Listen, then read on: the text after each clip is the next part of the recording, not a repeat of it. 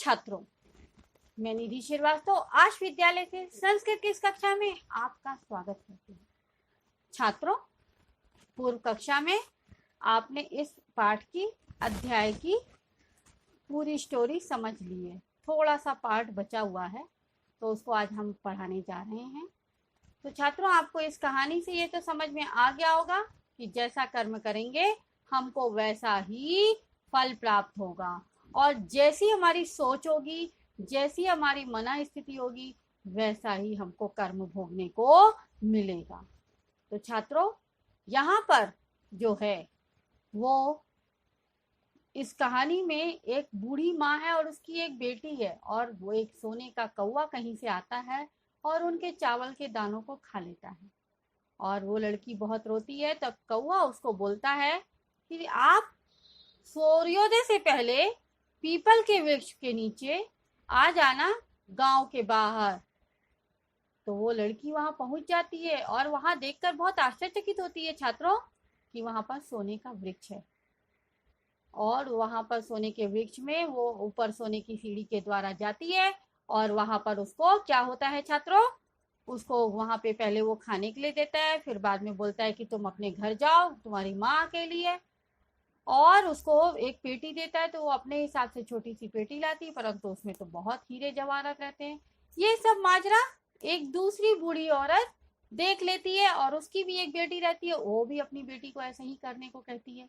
परंतु उसकी बेटी थोड़ा लालची और कपटी थी, और वो क्या करती है, कौवे को निंदा करती है, उसकी बुराई करती है और कहती है, हे नीच का, मैं आ गई हूँ, मुझे बताओ अब क्या करना है। और फिर उसको नाश्ता करने को देता है तो तांबे के बर्तन में देता है। फिर उसे बुलाता है तो भी वो क्योंकि प्राउड से बोल देती है कि मुझे तो सोने की सीढ़ी से ही आना है ऊपर, तब वो उसको मना तांबे की सीढ़ी देता है, क्योंकि जैसी सोच रखोगे वैसा कभी भी, हमेशा लालच की नियत से कभी भी काम नहीं करना चाहिए। तो आइए छात्रों, हम लोग देखते हैं आगे का भाग में क्या स्टोरी बताती है। क्लास 9 संस्कृत द्वितीय पाठा स्वर्णकाका अष्टमा भागा। प्रस्तुत पाठ में गद्यांश का हिंदी भाषा में अर्थ, शब्दार्थ और प्रश्नोत्तर पर प्रकाश डाला है। छात्रों, यह गद्यांश प्रतिनिवृत्ति काले से परत्यजत तक है। प्रतिनिवृत्ति काले स्वर्णकाकेन कक्षाभ्यंतरास्तिस्त्रो मंजूषा तत्पुरा समुच्चिप्ता। प्रतिनिवृत्ति काले यानी प्रति यानी लौटने के समय, निवृत्ति काले यानी लौटने के समय में, स्वर्ण काकेन यानी सोने के कौवे के द्वारा, कक्षाभ्यंतर तिस्रो यानी कमरे से, कक्षाभ्यंतर यानी कमरे, कक्ष यानी कमरा और अंतर यानी अंदर से, कमरे के अंदर से 3 क्या लाई गई, मंजूषा, मंजूषा यानी पेटी, तत्पुरा यानी उसके सामने, समुच्चिप्ता यानी रखी गई। तो लौटते समय स्वर्ण कौवे के द्वारा कमरे के अंदर से 3 पेटियां उसके सामने रखी गई। लोभाविष्टा सह बृहत्तमा मंजूषा गृहीतवती। लोभाविष्टा यानी लालच के कारण, लालच में आकर या लालच से भरी होने के कारण, सा यानी वह लड़की, बृहत्तमा यानी बहुत बड़ी सी पेटी, मंजूषा यानी पेटी, गृहत्वती यानी ग्रहण करती है। तो लालच से भरी होने के कारण वह बालिका बड़ी पेटी को ग्रहण करती है। गृहमागत्य सा तर्षिता यावत् मंजूषामुद्घाटयति तावत् तस्यां भीषणः कृष्ण सर्पो विलोकितः।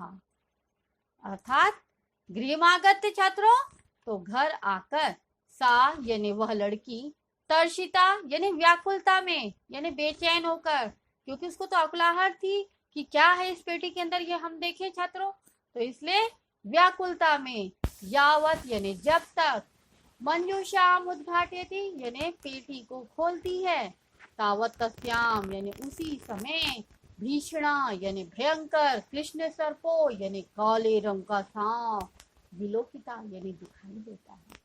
तो जैसे ही उसने मंजूषा को खोला, वो एकदम क्या हुआ छात्रों, उसमें तुरंत उसके पास क्या हुआ, उसको एक काले रंग का भयंकर सांप दिखाई दिया। लुब्धया बालिका, लुब्धया बालिकया लोभस्य फलं प्राप्तम तदनंतरम सा लोभम परित्यज्य।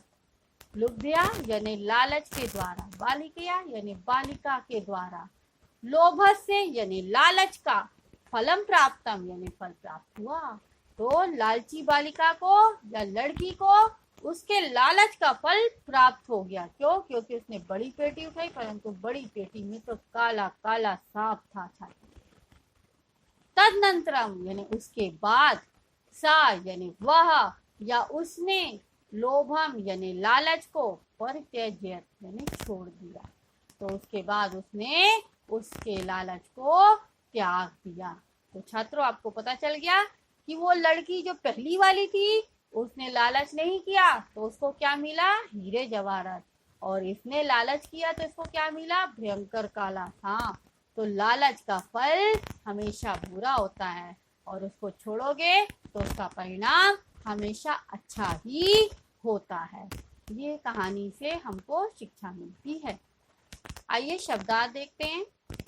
प्रतिनिवृत्ति काले, लौटने के समय, तत्पुरः उसके सामने, लोभाविष्टा लोभ से भरी, भीषण भयंकर, तर्षिता व्याकुल। संधि विच्छेद, तावत तस्याम इज इक्वल टू तावत प्लस तस्याम। नौ छात्रों, भाषिक कार्य देखते हैं हम लोग इसका। प्रतिनिवृत्ति काले स्वर्ण काकेन, स्वर्ण सोना और काकेन यानी कौवा, तो ये क्या है? विशेषण विशेष्य आपस में। कक्षा अभ्यंतर तिस्रो, मंजूषा तत्पुरा समुक्षिप्ता, लोभाविष्टा सा बृहत्तमा मंजूषा गृहीतवती।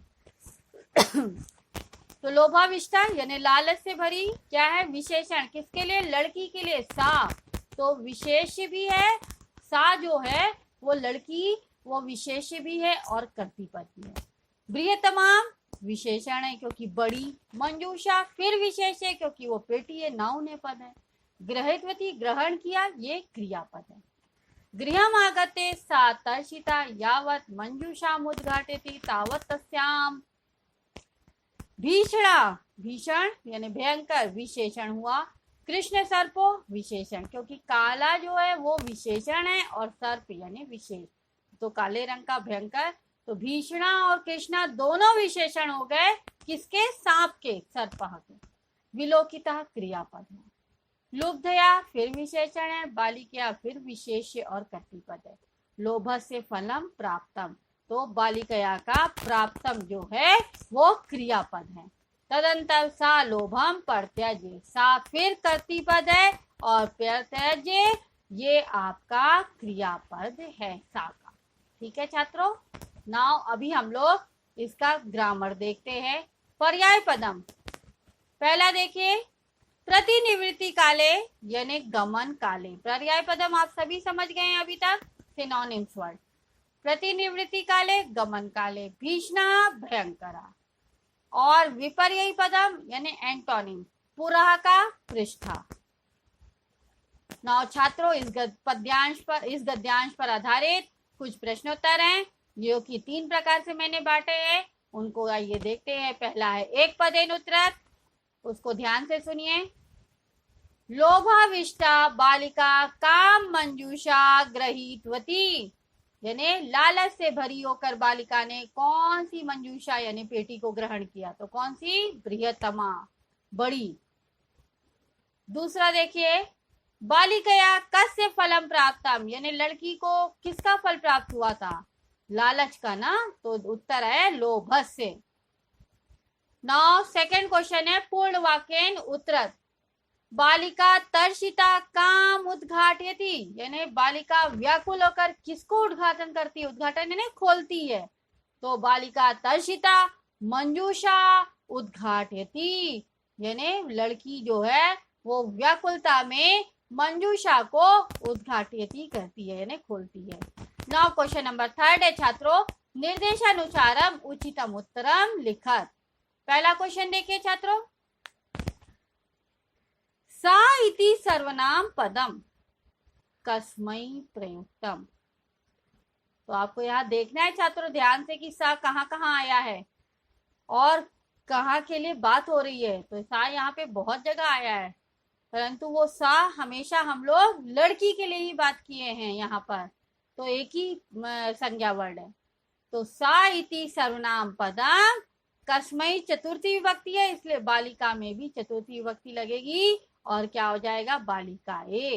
तो सा इति सर्वनाम पदम बालिकाए प्रयुक्तम। नाउ नेक्स्ट वन है प्रत्यजत इति क्रियापद से कर्तृपदम किम। तो अभी मैंने गद्यांश पढ़ाते समय आपको बताया कि प्रत्यजत जो क्रियापद है उसका कर्तृपद सा है, सा यानी वह लड़की। ठीक है छात्रों, तो आपको ये पैसेज अच्छी तरह से समझ में आ गया होगा। तो छात्रों, आज आपको इस अध्याय का परिणाम पता चल गया कि लालच करोगे तो उसका फल बहुत बुरा होगा और लालच नहीं करोगे तो उसका जो परिणाम है वो बहुत अच्छा होगा।